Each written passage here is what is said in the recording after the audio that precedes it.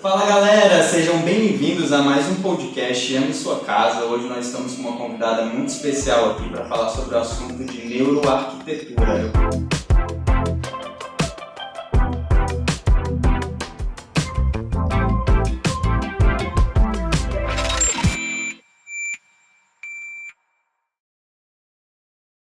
Oi, Tiago, eu sou a Cláudia Velar, eu sou arquiteta. Eu trabalho com área residencial já tem um tempinho e eu comecei a trabalhar com a comercial há pouco tempo e também a estudar neuroarquitetura. Né? É bem legal que a gente consegue usar todas as questões de neurociência, neuroarquitetura no dia a dia das pessoas e principalmente nessa parte comercial também. Então a gente consegue balancear aí bem para os dois lados. Legal, Cláudia. Como que você chegou nesse assunto aí de neurociência com arquitetura? Como que foi teu encontro com essa disciplina que é nova? Alguns professores estudam há pouquíssimo tempo também, é uma coisa que está se introduzindo agora no mercado. E uma coisa que eu achei bem legal que o professor comentou é que muita gente, inclusive eu me senti nessa posição, já trabalhava com isso, só que de forma intuitiva, sem saber, sem ter um embasamento por trás, sem entender o que estava fazendo, né? Eu comecei a entender exatamente o que eu estava fazendo em cada momento, sabe? Eu sempre tentava escutar melhor o meu cliente para entender o que ele gostava, por que ele gostava de tal coisa. A gente acaba sendo um pouquinho psicólogo nesse momento ali, de conversar, de tentar entender mesmo o porquê, o por trás do motivo dele escolher tal elemento ou outro. A gente aprende até a mostrar ele, você está escolhendo isso que é moda e não porque você realmente gosta, e tentar mudar um pouquinho essa visão dele para uma coisa que faz mais sentido, né? E eu já fazia isso normalmente, né, com os meus clientes. Depois da aula, isso veio ficar muito claro, assim, na mente, né? Por que a gente faz isso? Qual é o sentido e qual a diferença que traz, né, trabalhar com isso de uma forma mais consciente. Mas foi realmente por conta da pós-graduação. Meu professor do coração, Oliveira Júnior, ele foi incrível, ajudou bastante nessa introdução aí de uma forma mais com embasamento mesmo, né? Legal, com um pouco de mais teorias mais embasadas, né? Isso. Mas é uma pós de neuroarquitetura? Não, a pós que eu fiz foi de arquitetura comercial. E aí tinha a disciplina de neuroarquitetura, exatamente. E é legal que assim, na pós de arquitetura comercial, todas as matérias o professor comentava sobre. E era isso, ele falava sobre neuroarquitetura sem usar o nome neuroarquitetura. Então falava dessa importância da gente poder entender o que o cliente do nosso cliente quer na arquitetura comercial, por que aquilo, o que faz com que uma loja tenha mais características de uma loja de alto padrão e o que faz com que ela tenha mais características de uma loja popular. Então existem questões que fazem isso. E essas questões vêm da neuroarquitetura, né? O que representa você estar num lugar mais aberto, mais fechado, com mais luz, menos luz, materiais que são têm um significado para as pessoas como mais nobres e materiais que têm um significado para as pessoas como menos nobres, então mais populares, né? E tudo isso, o legal que a gente via nas matérias era assim, tá tudo bem, você não precisa fazer todos os seus projetos sem ser loja chiquérrima, né? Existe espaço para todas, inclusive se você tem um produto popular e você faz a sua loja com uma pegada de loja chique, você não vai vender.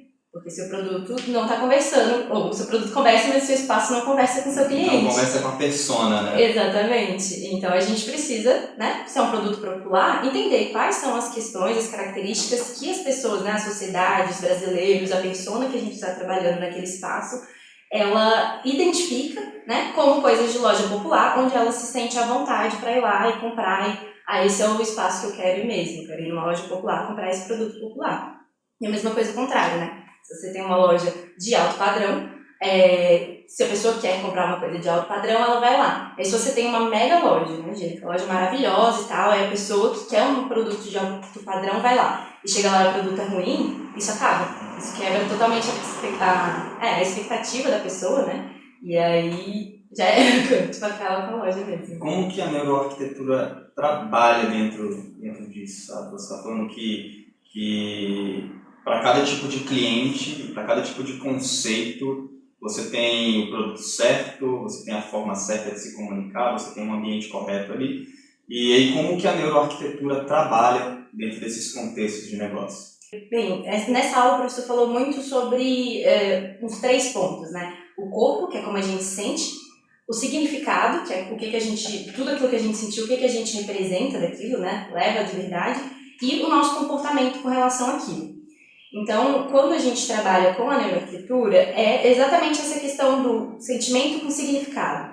Então, às vezes a gente vai num espaço, você vê isso é uma questão mais, como eu posso dizer, de observação, né? Do que a gente vê de exemplos e consegue associar. Mas quando a gente trabalha a neuroarquitetura, a gente busca, inclusive, fazer validação mesmo, de colocar um eye tracking, colocar um negócio para mapear o rosto da pessoa, para entender se para aquela pessoa aquilo faz, né, significado ou não, se aquilo, ela ficou satisfeita ou não com aquele negócio a partir das reações dela. É muito mais complexo e você consegue ser muito mais assertivo vendo a reação do que ouvindo ela falar o que ela achou ou não. Sim, sim. Então, num espaço desse, a gente tem, por exemplo, você vai no Habib's.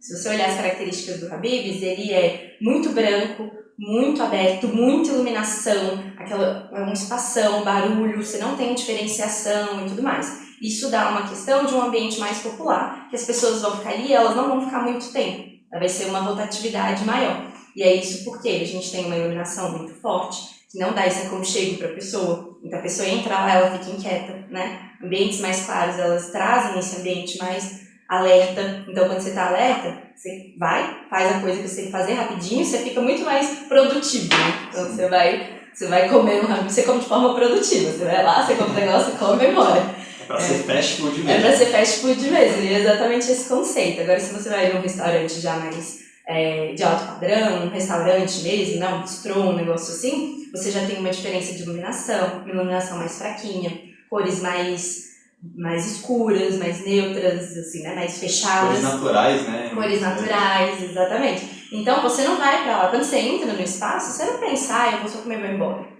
Você acaba ficando, aí você bebe alguma coisa antes, aí depois você vai pedir uma entrada, aí depois você pique, enrola, aí vai fazer o prato principal, a sobremesa. Então esse ambiente, ele te influencia a se comportar dessa forma.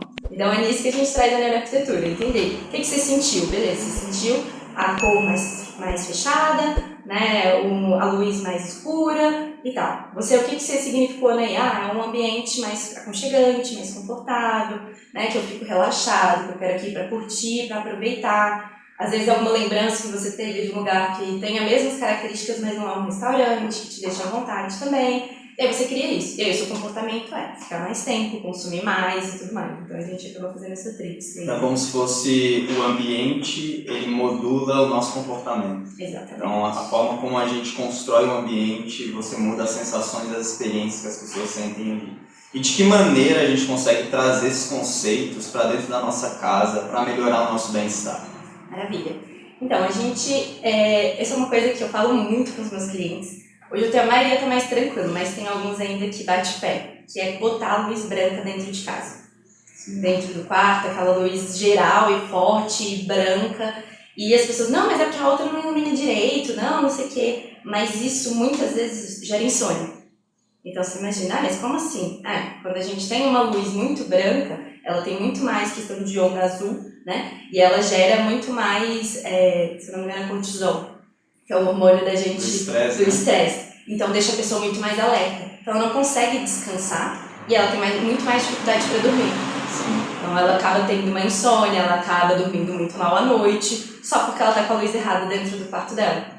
Então, se ela bota uma luz mais amarela, ela tem menos, ela gera muito mais dopamina, porque a luz amarela tem menos, essa coisa da luz azul, então ela te influencia mais a gerar dopamina e ficar mais tranquilizado até você conseguir dormir e você dorme muito melhor. Isso é tipo um exemplo simples e básico, que é a iluminação.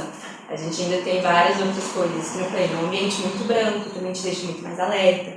O que você comentou dos materiais naturais. Então, a biofilia é uma área da neuroarquitetura que fica junto com a neuroarquitetura, é trazer a natureza para dentro do espaço construído, seja através de literalmente uma plantinha ali que você coloca, mas também com materiais, com formas, né? A gente tem muito isso. A natureza ela não tem forma reta, não tem um canto reto, um ponto na natureza. Ela é toda orgânica, né? Ela é toda livre. Então, um ambiente que tem um monte de coisa reta, ele acaba sendo... que te afasta, né? Você tem um monte de ponta, um monte de coisa retona, você fica muito mais afastado. Gera desconforto? De certa forma, sim. É um desconforto mais inconsciente. Uhum. pensa, por exemplo, esse móvel. A gente tem esse móvel, ele tem essa pontinha. Quando você vai passar, ele tá aqui na parede, então é menos mal. Mas se tivesse uma porta ali, se você fosse passar, possivelmente você ia passar mais afastado, ou então você ia passar e ia bater, ia se estressar com isso e tudo mais. Já essa mesa que é curva, você passa aqui tranquilamente, você vai, tá aqui de boa, você passa a mão e não sei o quê, porque isso não é nem que te gera um desconforto, mas isso aqui gera um maior conforto, uma maior proximidade. Você está mais confortável. Porque é uma segurança, uma espécie de segurança. Você gera uma espécie de segurança. Então aqui, por exemplo, a gente tem um vidro e a pedra que é muito mais pontuda. Isso aqui já é uma coisa que gera um atrito mesmo, né? Mental ali da gente, de tipo, eita, esse negócio é bem pontudo, né? É perigoso, exatamente, você tem essa sensação. Pode afetar a minha existência. Desse jeito. E a curva não, a gente sente ela muito mais... uma coisa que você quer mesmo passar, que você quer encostar, que você quer estar mais próximo, você não se importa. Você sabe que se você passar aqui em volta dessa mesa descuidado, você não vai se machucar, porque ela tem essa parte curva. E o mais legal da neuroarquitetura é porque são coisas muito inconscientes, né? Que a gente não é uma coisa que a gente sabe com toda absoluta certeza, é assim, é assado. Mas quando a gente começa a conversar e falar e voltar no assunto, todo mundo fica, eita, é verdade, né? Olha, lá em casa tem uma mesa pontuda que eu não passo lá perto de jeito nenhum, porque eu já me esbarrei toda hora, fico toda roxa por causa daquilo, e agora eu tenho medo, é um negócio perigoso pra mim. E aí, né, a pessoa acaba se mantendo naquela situação que não é legal, mas é tão inconsciente aquilo que ela não se toca, que é aquele ponto específico que está sendo negativo pra ela, sabe? Então, acho que dentro de casa tem muito isso. Às vezes é uma mesa que é super pontuda e a pessoa passa nela e bate e se incomoda. E aí ela não se toca que é porque a mesa é pontuda e isso podia, né, ser mais confortável. Então esses detalhezinhos tem muita coisa. Então são pequenos detalhes ali. Então eu diria que um neuroarquiteto ele precisa ter, além de um conhecimento um pouco sobre o próprio comportamento humano, sobre neurociência, sobre o cérebro, como ele funciona, como também ele precisa ser muito detalhista em relação às pessoas, precisa ser muito sensitivo em relação ao outro. Com certeza. Assim, hoje a gente já tem alguns escritórios, alguns lugares, e tem até que chama Neurolab, que a gente trabalha em parceria ali, consegue usar os equipamentos deles para mapear as coisas. Então eles fornecem para os arquitetos esses equipamentos para fazer o mapeamento. Então a gente tem esse tipo de equipamento é isso que eu comentei, por exemplo, o eye tracking, para ver onde a pessoa está olhando. Para ver onde a pessoa está olhando. Então, assim, a gente vai, entrega o projeto. Cliente? Pode ser levado ao cliente ou você pode fazer virtual também. Então, por exemplo, eu entrego um projeto para o cliente e aí é uma imagem. E o cliente vai olhar essa imagem, a imagem do projeto da casa dele, como é que vai ficar. Para ver onde chama mais atenção. E aí você vai onde chama mais atenção, exatamente. Aí ele tem uma permissãozinha lá para poder, eu vou permitir que vocês façam todo o escaneamento de tal e tal coisa. E aí com a tela a câmera do computador, eles vão, colocam do jeitinho lá, através da imagem que ele colocou, e aí você permitindo, ele vai mapear para onde você está olhando na imagem, quais são os pontos quentes, o que chama atenção, o que não chama, né? Ou a expressão que eu comentei também, né? Na câmera, ele consegue ver. A pessoa, na hora que virou a página, ela deu um sorrisão. E aí depois ela esquece que fez isso, não comenta.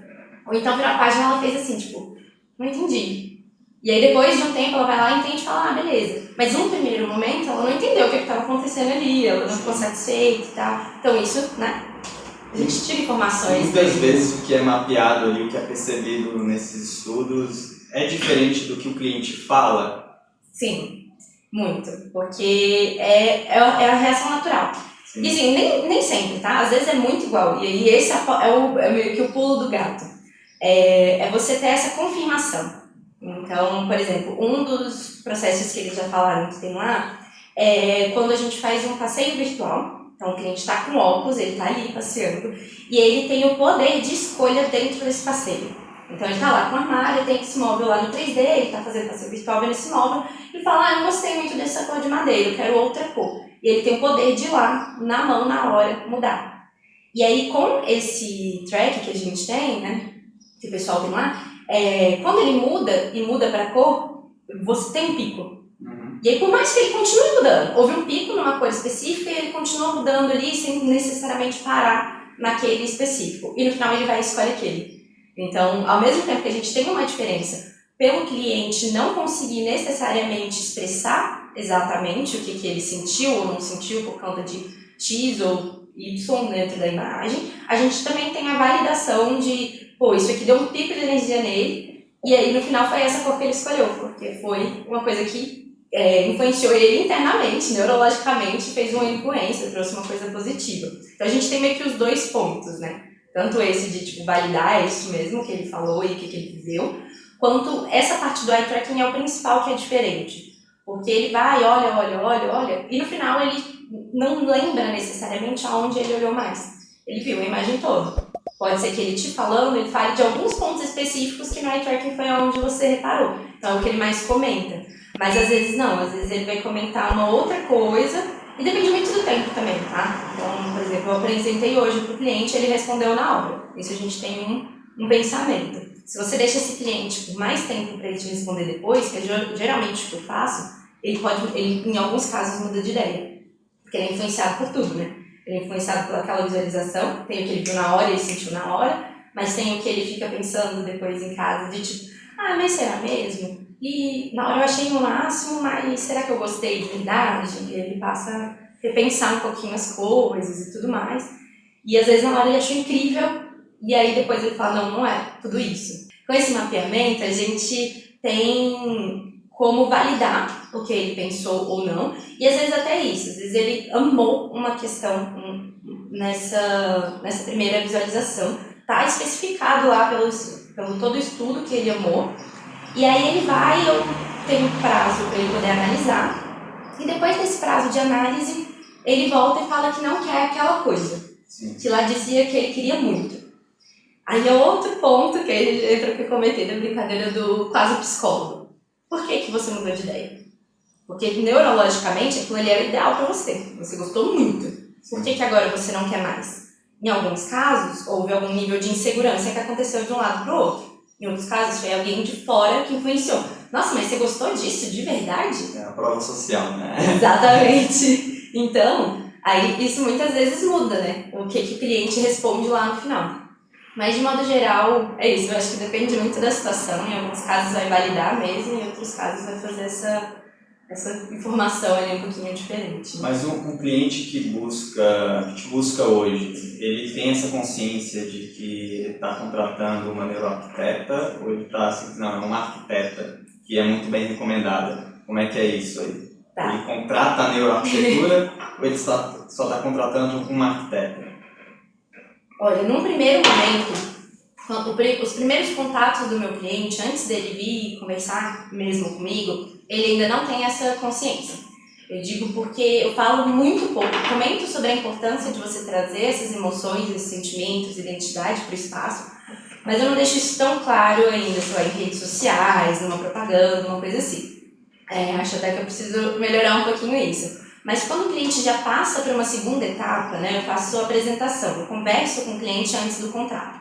Eu falo que um contrato de arquitetura é quase um casamento, né? Enquanto a gente está fazendo o projeto, a gente está muito próximo, conversando quase todo dia, toda semana, pelo menos. Ele está ansioso, né? Ele quer ver o projeto logo, porque ele acha que trabalha muito com o sonho dele. Exatamente. Então, às vezes, ele está muito ansioso para ver, ou às vezes ele começa a pesquisar um monte de coisa quando você está trabalhando e aí ele quer mandar coisa, conversar com você, tipo assim, ei, calma aí, eu tive outra ideia, sabe? Então, assim, acontece e a gente precisa ter esse contato um pouco maior com o cliente, né?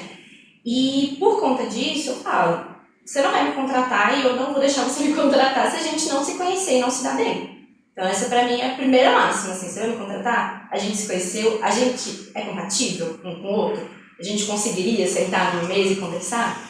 Legal, então aí a gente já pode começar a ver as outras etapas para saber se eu sou a profissional ideal para você ou não. E nessa conversa inicial, eu já falo um pouco mais. E aí eu me apresento, falo, olha, eu estudei, eu fiz arquitetura em tal faculdade, eu fiz intercâmbio durante 1 ano fora, aprendi isso e isso, eu fiz pós-graduação de arquitetura comercial com essa temática, aí eu vou e comento sobre a minha arquitetura, eu trabalho com projetos assim, então eu trabalho com projetos que eu quero gerar um significado, então eu não coloco nada no projeto que seja puramente estético. Essa é uma missão que eu tenho, tipo assim, eu não coloco nada no projeto que seja puramente estético. Eu só coloco se o cliente vier para mim e fala, Cláudia, a minha vida inteira eu amei tal coisa. Eu quero na minha casa um painel ripado, porque eu amo painel ripado, a minha vida inteira era meu sonho de consumo ter um painel ripado. Então beleza, aí a gente vai achar um lugar para colocar o painel ripado. Mas ele tem um significado para a pessoa. Ele não tá lá só porque, é bonito, vamos colocar, sabe? Não é porque às vezes parece que o arquiteto ele quer trazer aquele projeto como se fosse a arte dele, o sentimento dele, ao invés de tentar extrair o sentimento do cliente e entregar algo para ele. Seria isso? Sim, mais ou menos. Acontece muito. Acontece muito, a gente escuta até vários casos assim, da pessoa que teve uma péssima experiência com o arquiteto, exatamente por conta disso, que era um arquiteto que queria fazer tudo do jeito dele. E aí entra outra coisa também, quando eu falei da compatibilidade, eu deixo muito claro o estilo de projeto que eu trabalho, né? Cláudia, mas você não faz nada diferente disso? Não, não é bem assim. Mas o que eu gosto? O que eu me identifico? Eu gosto de coisas coloridas, eu gosto de projetos que tenham uma vida. Eu gosto principalmente dessa vida quando ela vem de alguma história, de alguma coisa de um cliente, né? Então, estou fazendo agora um Airbnb em Pirenópolis e a minha cliente, ela é, se eu não me engano, de Pernambuco. E aí ela foi e me mandou um quadro de, sei lá, um quadro desses padrões que você tem na Leroy e tudo mais. E aí eu falei pra ela, cara, por que você quer esse quadro? Porque eu não vejo esse quadro fazendo sentido no nosso projeto. Aí ela, não, eu falei, não. Aí ela, então vamos... Então, vou olhar mais algumas coisas. Aí ela me mandou uma estilogravura. E ela falou, isso aqui é lá da minha terra, e não sei o que. Eu falei, agora a gente tá conversando. Porque você tem um motivo, é da sua terra, é uma lembrança, tem uma história por trás, é uma coisa que você se identifica, que você traz lembranças positivas. Agora a gente pode colocar, apesar de ser um Airbnb, a gente quer um Airbnb que tenha identidade. A gente não quer só mais um lugar basicão. Se fosse isso, não precisava a gente ter todo esse trabalho, né, toda essa conexão aqui para fazer. Então não vamos colocar um quadro genérico, vamos colocar um quadro que faça sentido, que tenha algum significado. Então é meio que isso, assim, eu gosto dessa coisa a mais. Então, isso fica muito claro nos meus projetos, essa coisa da cor. Todo meu projeto tem alguma coisa colorida. Mesmo que a pessoa goste, às vezes, de uma coisa mais neutra, a gente bota uma coisa colorida um pouquinho mais desaturada, né? Mas sempre tem uma vida ali a mais e que tenha relação com o cliente. Então, nesse primeiro contato, acaba falando isso também, eu quero te ouvir, eu quero, né, puxar você para dentro do projeto, toda a sua identidade, a sua experiência. Mas eu gosto disso. Isso, o que eu gosto faz sentido com o que você gosta? Porque se fizer aí a gente consegue conversar. Se o que eu gosto é completamente diferente do que você gosta, a gente tem uma incompatibilidade, eu não sou arquiteto ideal para você, sabe? Então, eu acho que tem um pouco disso também. Tem o cara que eu faço, e tem cliente para esse cara também, que fala, eu vou fazer a minha arte. Tem um cara que quer contratar tal coisa, igual ele compra uma arte para colocar na casa dele. Isso aqui é de tal pessoa e tem um status por trás, tem assinatura e tudo mais. E tem outros clientes que vão querer essa coisa mais aproximada, vão querer se ver no espaço, né? Isso vai fazer mais sentido para elas. Então, acho que é um pouco disso, assim. Como você vê o futuro da arquitetura com esses novos conceitos de neuroarquitetura, que a neurociência está afetando vários outros segmentos, já afetou o de marketing, né? Tem o neuromarketing. E como que isso está afetando hoje? Os arquitetos já estão percebendo que existe uma forma diferente de se perceber o cliente, de se perceber o comportamento através de como funciona o cérebro dele, através dos sentimentos dele. Como que está isso dentro do meio da arquitetura? Legal. Tá disseminando bastante. A gente já tem muito mais coisa. Tem a pós-graduação agora já em neuroarquitetura, né? Então focado na neuro. Tem matérias em outras pós trazendo esse tema. O CAU aqui de Brasília fez um evento há pouco tempo atrás também trazendo a temática, introduzindo a temática. Então a gente tem bastante gente trabalhando para introduzir isso. Quesito do outro lado, né? Do arquiteto puxar isso. Pode ser um pouco de meio, né? Eu tenho aquilo que a gente fala da nossa bolha, mas no meu meio eu já vejo muitos arquitetos que gostam muito da temática e querem trazer. Mas ainda tem uma boa parte que assim, nunca nem ouviu falar, não pensa muito nisso. Talvez trabalhe nisso, como eu falei, de uma forma mais intuitiva. Sim. Mas não deixe isso claro, né, para quem trabalha, na parte de rede social, de nada disso. Ou às vezes não fala no primeiro momento com o cliente sobre essa temática também e tudo mais. Então, acho que, de modo geral, ainda tá caminhando, né? Tá começando aí, mas acho que já tá bem mais disseminado do que... Tá amadurecendo, né? Acho que tá nessa fase. Muito bacana. Que dica você daria para as pessoas que estão nos ouvindo? Uma dica simples, ou dicas simples, né? Para elas melhorarem o ambiente delas sem precisar fazer algo muito grandioso. Legal. Pensando num quesito decoração, principalmente dentro de casa, né? É um pouco do conceito até do minimalismo, que não seja acumulador, mas no sentido, não seja acumulador de coisas que não façam sentido. Então, assim, tenha na sua casa coisas que fazem sentido para você.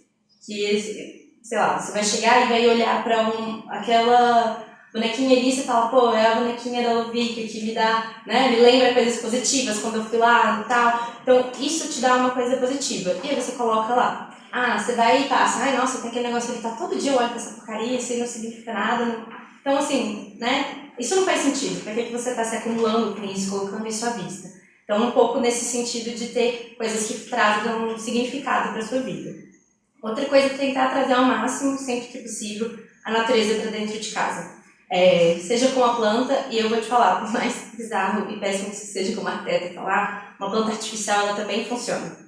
Porque para o nosso cérebro, a gente não consegue, o cérebro não distingue se isso é natural ou artificial quando você está vendo. Mas como tem toda a referência da natureza, né, isso já te dá coisas positivas. Então é a mesma coisa que você ter a planta artificial natural e um quadro que traz a natureza ali. Então você está vendo a natureza, isso já te traz coisas positivas, né? O mundo artificial você não tem que se preocupar em ficar colocando água nela lá, né? Eu tenho uma planta no meu apartamento que ela está quase morrendo, porque eu esqueço, né? E como eu moro só, às vezes eu saio, não lembro de colocar ela, aí às vezes eu olho e falo assim, ixi, acho que ela não vai durar muito tempo. Mas é mais ou menos isso. E é por isso que eu falo, que às vezes a pessoa fica, mas planta dá tanto trabalho, não sei o quê. Uma artificial vale também. Se a intenção é se sentir melhor, a artificial também vai te ajudar nesse sentido. Eu vou usar essa dica aí. Talvez eu troque a minha artificial. Mas é bom também ter essa... salvar ela. É isso que eu ia falar, é bom também ter essa questão salvar. Eu tenho que cuidar disso. Cuidar de algo, eu cuidar de algo. Eu acho que isso também traz coisas positivas. E é isso, materialidade, coisas que tragam conforto, né? Sei lá, um tapete um pouquinho mais fofinho, que você consiga pisar descalço e trazer uma sensação positiva.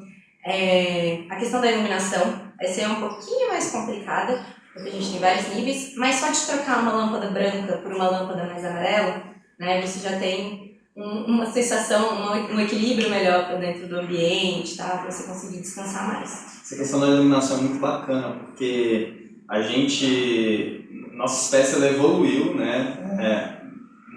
Passou milênios sem energia elétrica, então a nossa única fonte de iluminação era fogo, que ele não emitia esse tipo de raio ultravioleta. Sim. Né? Então nosso cérebro evoluiu, que à noite, quando escurecia, né, que liberava melatonina no nosso cérebro, a gente dormia. Né? Então a luz azul, ela faz o contrário, né? Porque ela remete ao dia.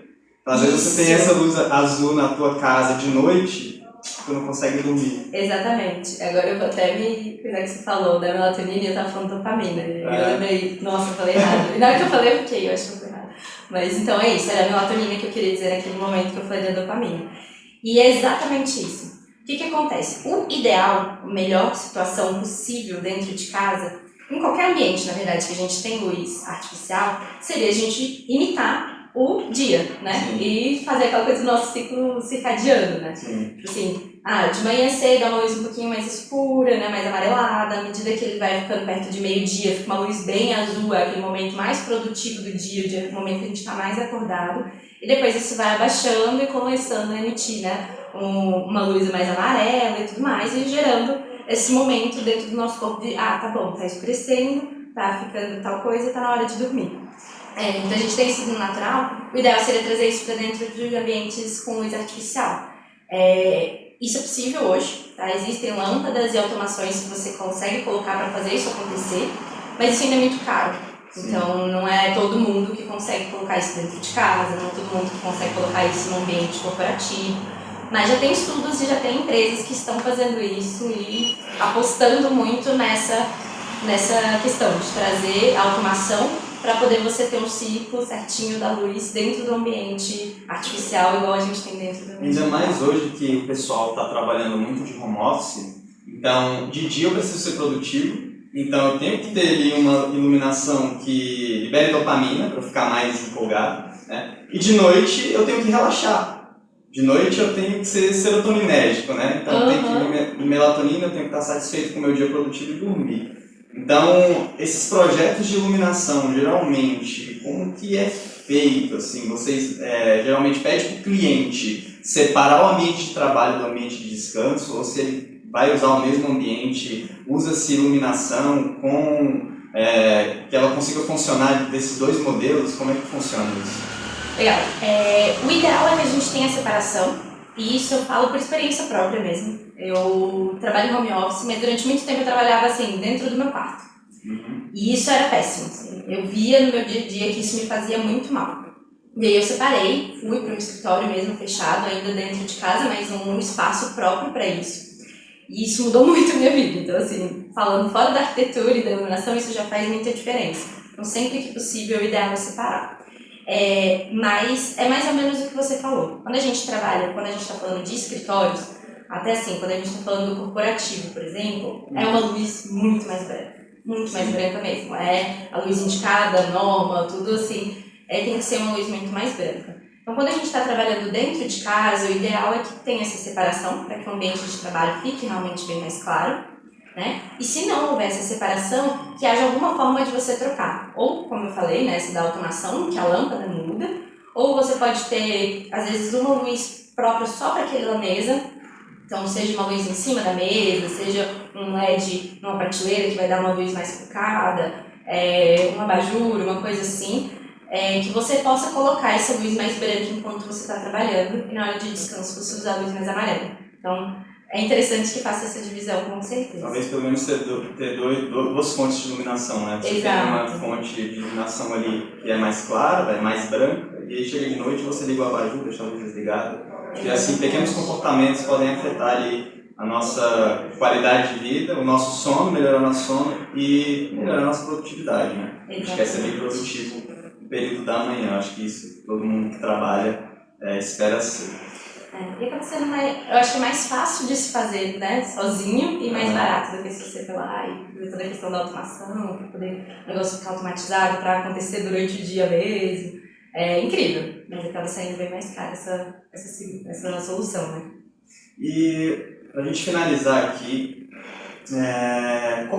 na sua visão, qual é a importância de se ter um arquiteto dentro de um projeto na sua casa? Em relação às pessoas que falam assim, não, acho que arquiteto é coisa de rico. Eu respondo assim, arquiteto é coisa de rico, ou pessoas ali que não, ali classe média baixa, ou ali classe C, elas também têm acesso, elas poderiam ter acesso se elas soubessem de alguma coisa. Existe esse acesso do arquiteto a pessoas não ricas? Legal. Arquiteto não é coisa de rico, não porque é caro ou porque é barato, mas porque é saúde. Arquitetura é saúde e, acredite, sai muito mais barato você construir uma coisa de qualidade com um arquiteto do lado do que ser.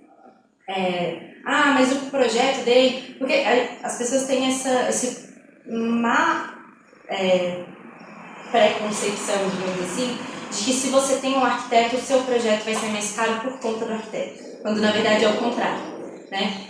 Óbvio, tudo depende de profissional para profissional, mas a ideia do arquiteto por trás é justamente deixar o projeto mais barato e mais eficiente. Então, assim, qualidade de espaço, que nem eu falei, por que eu vou colocar um monte de coisa puramente estética e esquecer da qualidade do espaço do meu cliente? Não faz sentido para mim. Então, eu tenho que pensar em qualidade de espaço, se a circulação tá boa, né? Se a posição da TV com relação ao sofá faz sentido, ou se aquilo vai gerar uma dor de cabeça no meu cliente porque está muito perto. Então, tem vários detalhes, assim, que é de qualidade de espaço, para trazer saúde para o meu cliente ali dentro. Isso, quando a gente vai para pessoas, né, de uma renda mais baixa, isso faz ainda mais diferença, porque a gente já não tem tantas coisas assim para poder... A gente já tem problemas. Então, se a gente trabalha com a questão para trazer saúde no espaço, a gente traz uma qualidade de vida muito grande para essas pessoas, sem precisar gastar mundos e fundos. Eu falo assim, construir uma casa sai tão caro quanto sozinho, quanto construir com arquiteto. Tipo assim, se você já está construindo a casa, por que não fazer de uma forma positiva? Você acredita que o arquiteto ele otimiza os recursos, ele pode otimizar os recursos de uma obra? Exatamente.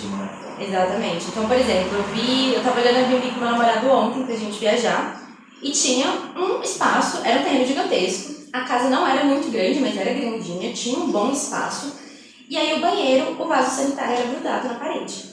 E, tipo, a parte do chuveiro era bem grande. Você podia ter diminuído o chuveiro e colocado o vaso sanitário afastado da parede. Isso é uma questão de conforto. Por que isso não foi feito? Sabe? O que faltou ali? Faltou um profissional por trás para falar, olha, essa distância tem que ser tanta, isso aqui é o mínimo para ser confortável, e não sei o quê. E o chuveiro, mas o chuveiro tem que ser grande e confortável também, mas você não precisa de tudo isso. 90 por 90, 1 metro por 1 metro, é confortável para uma pessoa tomar banho. Né? Podia ser maior? Podia, mas isso aqui já é conforto.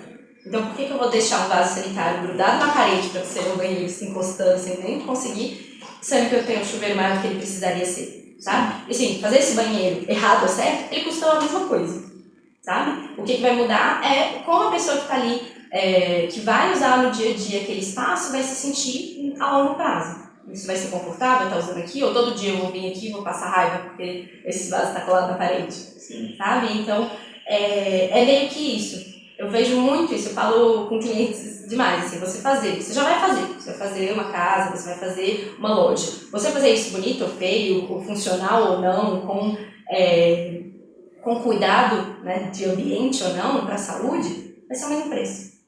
Assim, não vai sair mais caro, porque ele está melhor. Mas se você tiver alguém por trás para pensar a melhor forma, um ambiente mais confortável, né, prezando a sua saúde, você vai ganhar muito mais a longo prazo. Né? E fora a questão de planejamento também que a gente tem por aí, né? Quantas vezes a gente já não viu uma obra sem arquiteto, sem projeto, o cara fazer um negócio, chegar lá e falar, não, derruba aí e faz de novo porque isso aqui tá errado. Porque faltava planejamento, né? Acontece bastante isso, né? Acontece muito. E, cara, é muita grana jogada fora. Sim. Como assim isso é ok? Uma dessa que você faz umas 2, 3 vezes, você já pagou o arquiteto. Sim. Tipo, será que não vale a pena, né? E óbvio, né, como a gente falou, existem arquitetos e arquitetos. Tem arquitetos que vão ser focados em alto padrão, que eles vão cobrar mundos e fundos, mas existem arquitetos que são arquitetos sociais. A gente tem até casos, se eu não me engano, tem programas governamentais, programas do CAL, programas que fazem um arquiteto acessível ali. Vai fazer uma consultoria, vai fazer um negócio justamente para trazer um banheiro com espaços de qualidade para uma pessoa que está ali construindo na dificuldade ali e tal. Então existe arquiteto, igual eu falei, né? Por mesma coisa do estilo, a pessoa que quer o assinado, a pessoa que quer a coisa individual, existe arquiteto com faixas de preço para todo mundo também. Eu acho que é isso, é a falta da informação, de conseguir, né? Por onde eu vou, aonde eu alcanço essas pessoas, aonde eu chego até elas, né? Mas é isso, tem programas governamentais, tem CAL aí oferecendo algumas coisas também, e tem arquitetos próprios que já fazem essa divulgação, né, que eles são arquitetos sociais, que eles vão cobrar mais baratos nos projetos, né, que são projetos mais simples, mais rápidos, mas são mais baratos também. Isso é muito legal. Então, existem muitas possibilidades para todo tipo de público. Então, sai um pouco daquele paradigma de que arquiteto é para classe A ou ali para uma classe média mais alta. Então, tem arquitetos para todo tipo de público. E eu acho que a grande importância, a grande lição que a gente tem aqui é a gente aprender a olhar mais os nossos ambientes, o nosso ambiente, e entender como funciona ali os objetos, né? Como eles se relacionam com a gente, como eles podem mudar o nosso bem-estar, que é algo que a gente fala muito aqui na Lovica, né? A Lovica preza muito pelo bem-estar, então acho que tem muito fit esse assunto com tudo que a Lovica é. Eu queria agradecer você por estar aqui conosco hoje, batendo esse papo muito interessante, um papo novo, um assunto novo que as pessoas não costumam conversar por aí e a gente gosta de trazer novidades, né? Isso é muito interessante. Você gostaria de divulgar suas redes para que as pessoas pudessem te encontrar? Muito bom. Tá, vamos lá. O meu Instagram é claudiaavelar.arc. Lá eu posto bastante vídeo assim, falando sobre os projetos, como é que eu desenvolvo e tudo mais, algumas imagens. De modo geral, você vai conseguir todo o contato que você precisar por lá, acho que vai ser legal. E é isso, já viram como é que eu faço o meu trabalho. Acho que se vocês tiverem interesse, é só mandar uma mensagem que a gente conversa. Logo, logo, eu tô falando aqui antes de conversar com ela, mas você vai conseguir também contratar ela através da nossa plataforma, tá bom? Em breve a gente pode lançar algumas novidades aí. Eu andei pensando em algumas coisas aqui, eu acho que tem alguns conceitos muito bacanas que a gente consegue aplicar na prática. E é isso. Pessoal, muito obrigado por assistirem até aqui. A Lovica agradece e um beijão para vocês. Muito obrigada, gente.